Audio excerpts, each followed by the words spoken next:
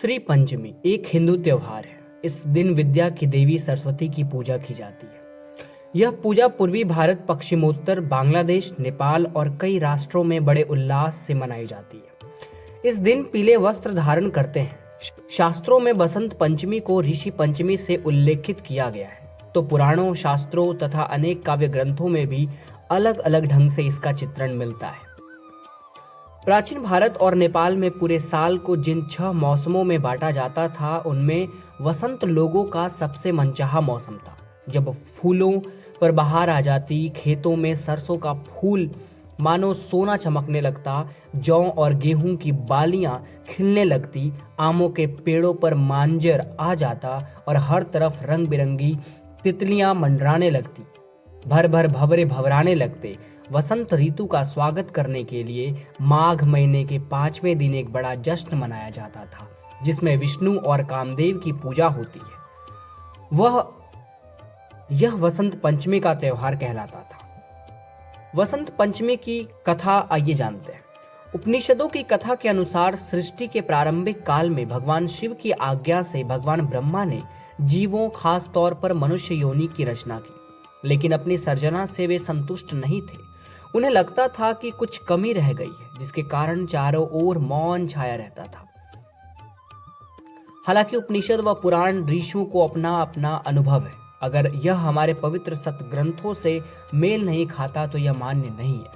तब ब्रह्मा जी ने इस समस्या के निवारण के लिए अपने कमंडल से जल अपने हथेली में लेकर संकल्प स्वरूप उस जल को छिड़कर भगवान श्री विष्णु की स्तुति करनी आरंभ की।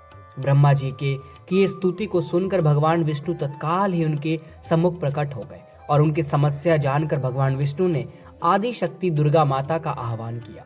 विष्णु जी के द्वारा आह्वान होने के कारण भगवती दुर्गा वहां तुरंत ही प्रकट हो गई। तब ब्रह्मा एवं विष्णु जी ने उन्हें इस संकट को दूर करने का निवेदन किया। ब्रह्मा जी तथा विष्णु जी बातों को सुनने के बाद उसी क्षण आदि शक्ति दुर्गा माता के शरीर से श्वेत रंग का एक भारी तेज उत्पन्न हुआ, जो एक दिव्य नारी के रूप में बदल गया। यह स्वरूप एक चतुर्भुजी सुंदर स्त्री का था, जिनके एक हाथ में वीणा तथा दूसरे हाथ में वर मुद्रा थे। अन्य दोनों हाथों में पुस्तक एवं माला थी। आदि शक्ति श्री दुर्गा के शरीर से उत्पन्न तेज से प्रकट होते ही उन देवी ने वीणा का मधुर नाद किया, जिससे संसार के समस्त जीव जंतुओं को वाणी प्राप्त हो गई। जलधारा में कोलाहल व्याप्त हो गया, पवन चलने से सरसराहट होने लगी। तब सभी देवताओं ने शब्द और रस का संचार कर देने वाली उन देवी को वाणी की अधिष्ठात्री देवी सरस्वती कहा। फिर आदि शक्ति भगवती दुर्गा ने ब्रह्मा जी से कहा कि मेरे तेज से उत्पन्न हुई ये देवी सरस्वती आपकी पत्नी बनेगी। जैसे लक्ष्मी श्री विष्णु की पत्नी है, पार्वती महादेव शिव की शक्ति है, उसी प्रकार ये सरस्वती देवी ही आपकी शक्ति होंगी।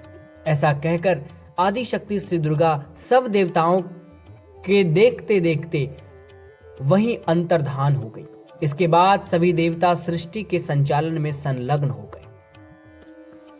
सरस्वती को बागेश्वरी, भगवती, शारदा, वीणावादिनी और वाग्देवी सहित अनेक नामों से पूजा जाता है। ये विद्या और बुद्धि प्रदाता है। संगीत की उत्पत्ति करने के कारण ये संगीत की देवी भी है।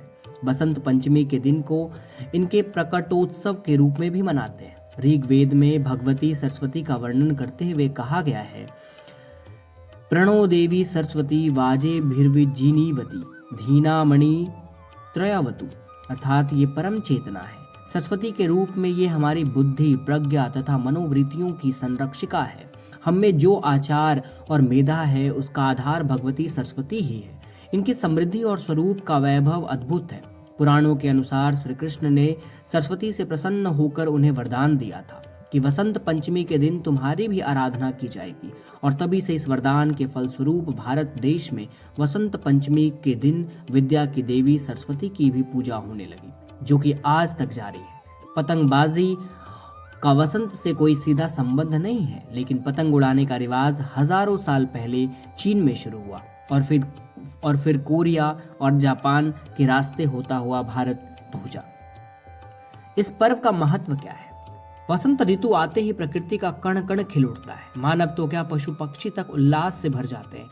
हर दिन नई उमंग से सूर्योदय होता है और नई चेतना प्रदान कर अगले दिन फिर आने का आश्वासन देकर चला जाता है।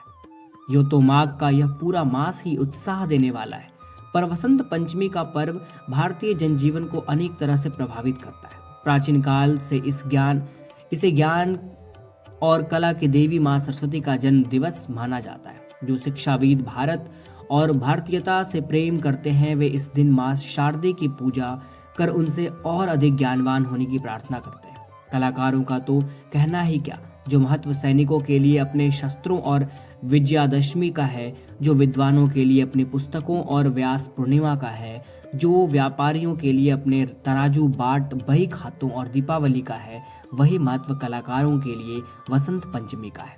चाहे वे कवि हो या लेखक, गायक हो या वादक, नाटककार हो या नृत्यकार, सब दिन का प्रारंभ अपने उपकरणों की पूजा और मां सरस्वती की वंदना से करते हैं।